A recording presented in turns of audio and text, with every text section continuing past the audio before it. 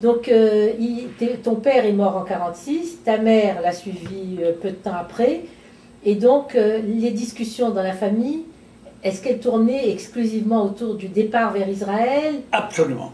Bon, ça apparaissait comme le seul... Moi, donc je me rappelle, il n'y avait pas de... Je ne me rappelle pas du tout le moment, bien entendu, il y avait quelquefois des discussions sur la politique, on essayait d'écouter Radio Londres et tout ça, des trucs comme ça, en cachette et tout. Mais l'objectif principal qui m'avait marqué, moi, de ma jeunesse, de ce temps-là, c'était le départ sur Israël. De toute la famille. Toute la famille.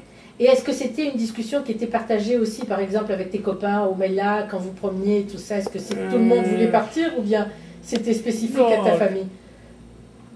Ben, il y avait des gens, mais à ma connaissance, je ne me rappelle pas avoir connu des amis ou des copains qui me parlaient de que leur famille voulait partir.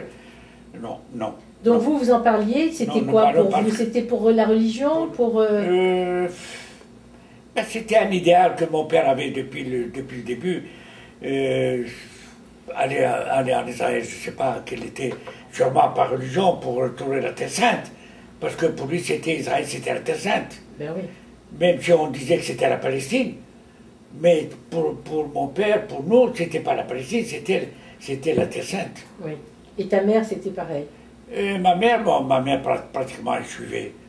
Et j'ai appris par ma soeur Annette, très bizarrement d'ailleurs, que ma mère, à un certain moment,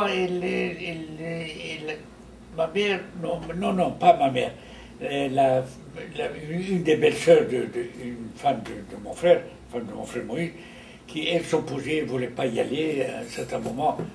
Mais Rosa. ma mère, Rosa, mais ma mère suivait parfaitement, parce que c'était né dans nous, c'était de tout le temps, on pensait y aller, donc il n'a jamais été contre. Donc ça, c'était l'atmosphère générale de la maison? L'atmosphère générale dans ma famille.